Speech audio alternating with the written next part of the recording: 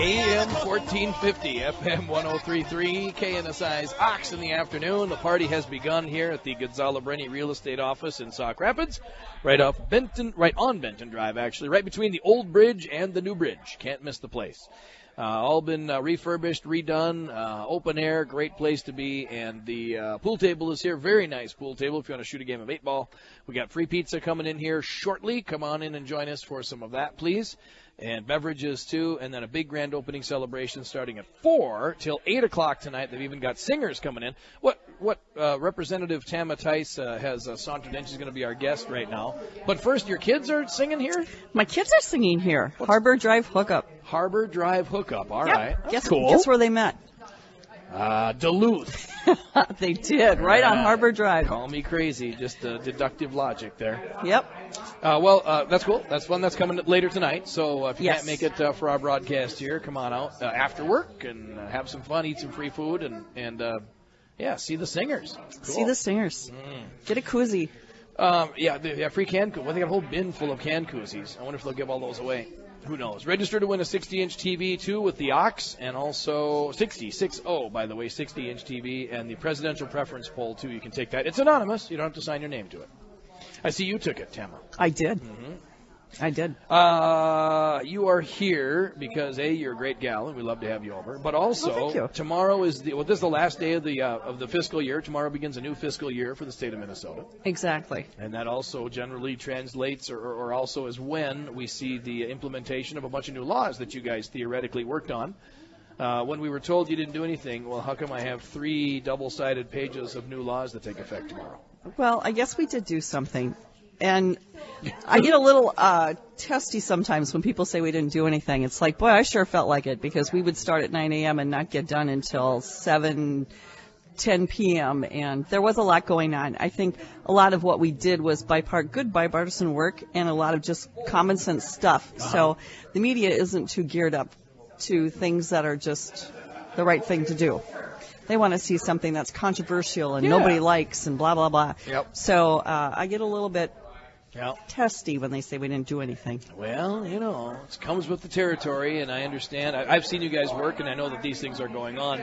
And and to be fair, too, I tend to focus on the crazy things, right, the crazy bad laws. Right? I know. That's what makes it. Like the eyelash extension licenses are now required, and the something about simulcasting races and that sort of thing.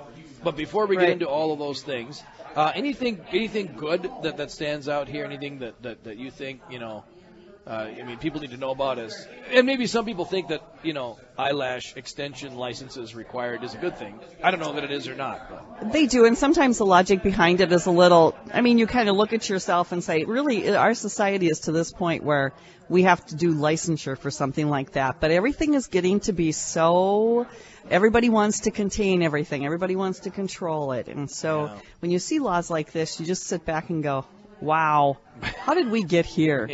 And while you don't want to see this happen, if it doesn't happen now, it's going to be worse by when something maybe does happen, and I'm really not sure, what bad thing's going to happen. An eyelash extension. Don't know. Somebody pokes somebody and I don't know. All of a sudden they can't see for a while. It's or maybe crazy. They don't actually extend the eyelashes as they promised they would. I've seen it. It's pretty incredible. I suppose. We have things regarding involving the budget, the environment, employment, business and commerce. We have state government and that sort of thing, mining, everything. We'll be getting into that, and we are spending more money in the state of Minnesota, too. So that, as we run down all the new laws taking effect tomorrow. So be careful. You're going to want to know this so you're not a criminal. That after the news, as we're live at the Gonzalo Brenny Real Estate Office on KNSI's Ox in the Afternoon.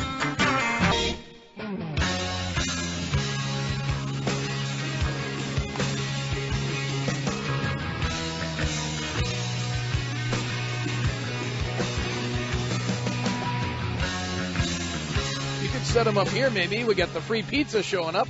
Sure, we can clean this stuff off here. Put them close to me, Alex.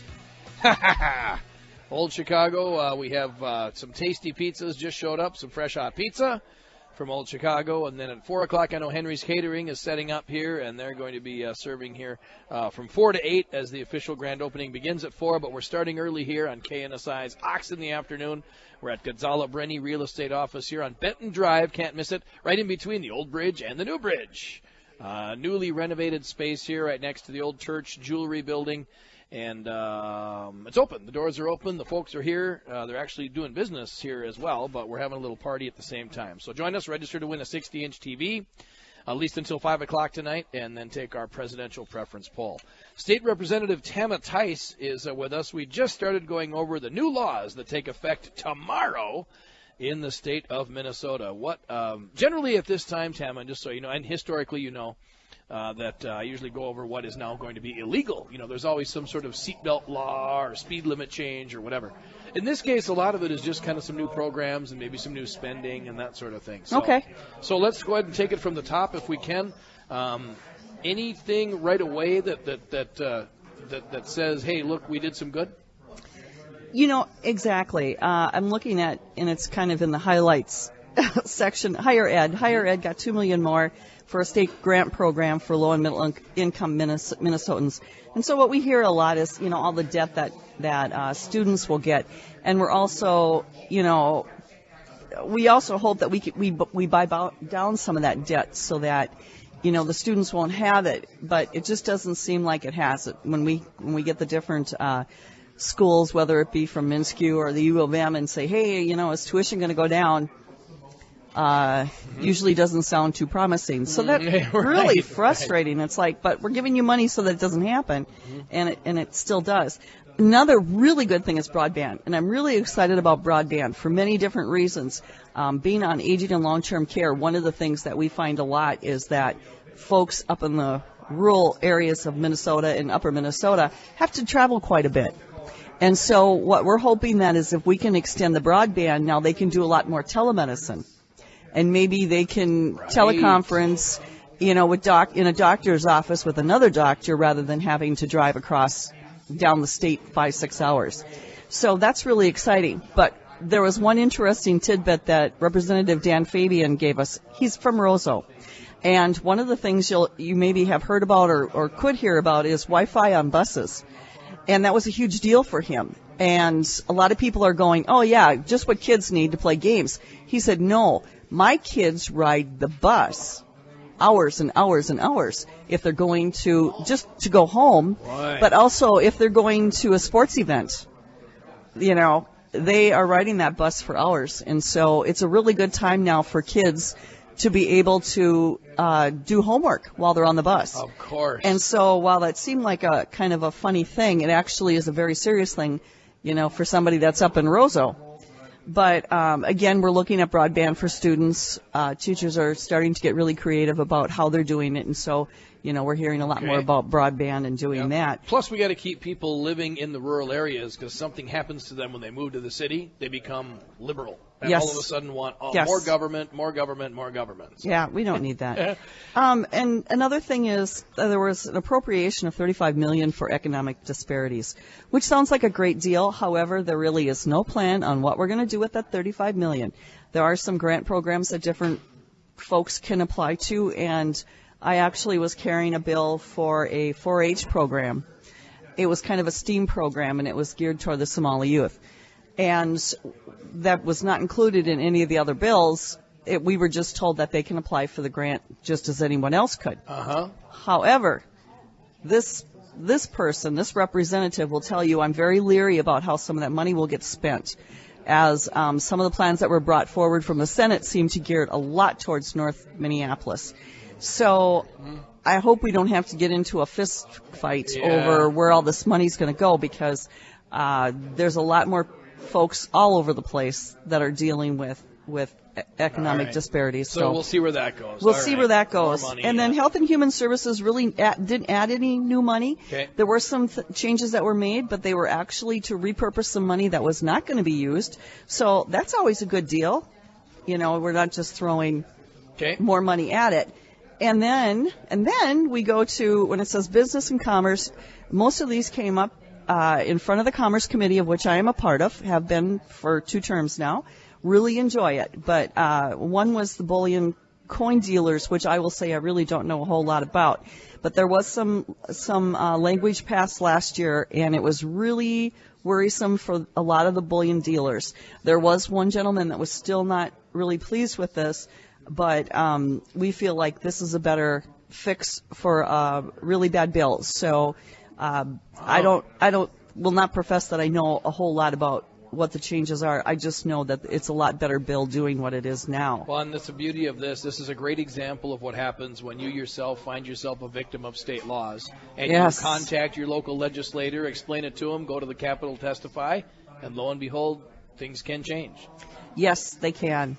They absolutely can. So it was really nice to be able to do this fix for the folks who are doing this. Sure. It really is. And then we had a really interesting one in an eyelash extension licensing, which, yes. Forgive me for not being interested in it at all, but if you say it was interesting. I know. Well, you know, and you and I were talking just before, Dan, that, you know, a lot of times you just sit back and go, how did we get to this place? But quite frankly, if they don't do a separate licensing for eyelash extensions, they almost have to do a full cosmetology license in order to be able to do this. Well, this is all they want to do. So it just seems a little ridiculous that they would have to go through. It was like 900 hours of this and that and another thing, and it's like, why? I mean, they're eyelash extensions. I'm looking at Dave from Santiago here, a frequent caller to KNSI's Ox in the afternoon. Dave, you ever have your eyelashes extended? No, he hasn't had it done. I haven't either. So. He probably had a brother that tried to do it one day. That's why they look like that. Yeah. Wagering on simulcast races. I don't know. Is this just kind of weird online gambling laws that goes into an abyss that I'm unaware of as well?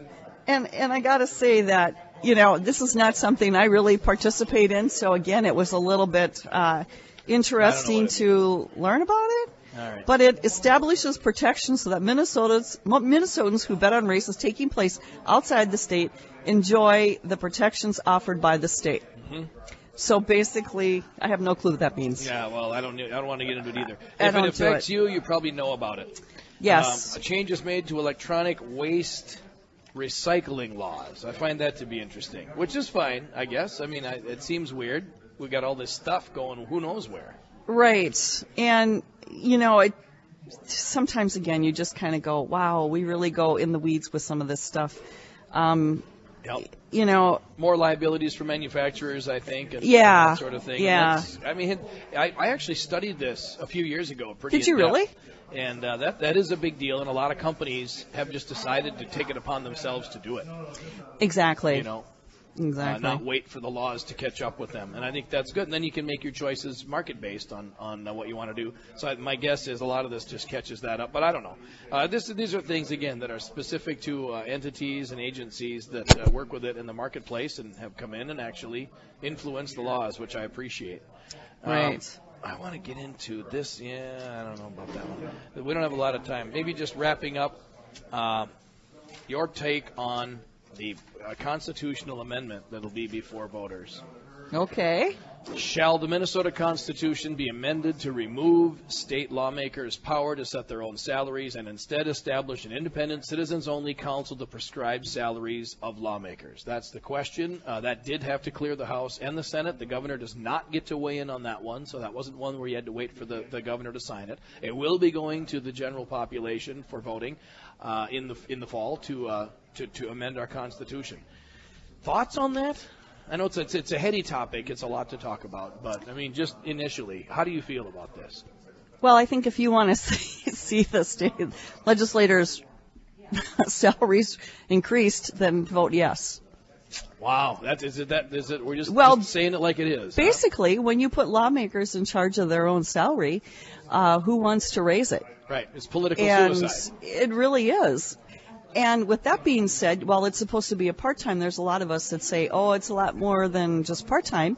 And we're having a hard time recruiting folks to take, to fill spots because they can't afford to do it. I'm amazed this time around. I figured we'd have 1,000 people wanting to run for office. No. It's a hardship. It really is a hardship for a lot of folks.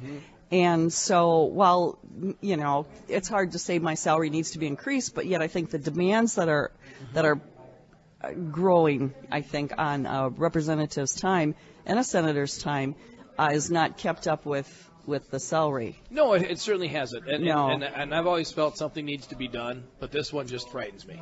It is. So what we feel is if now all of a sudden you have a group of folks who are appointed, and I can't remember, was it appointed by the governor? Yeah.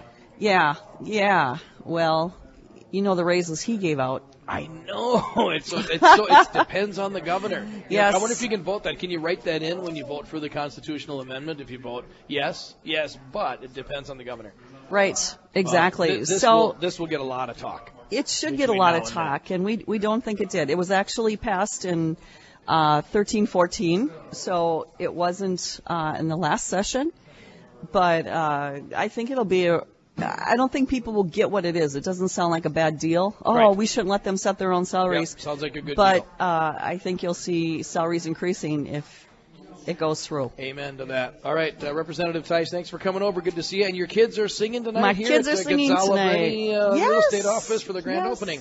We're so excited. All right, buddy. Thank you. Thank you. It's always a treat. Over. Representative Tama Theis, our guest, and we've got another special guest, a neighboring business here in Sauk Rapids, a bakery.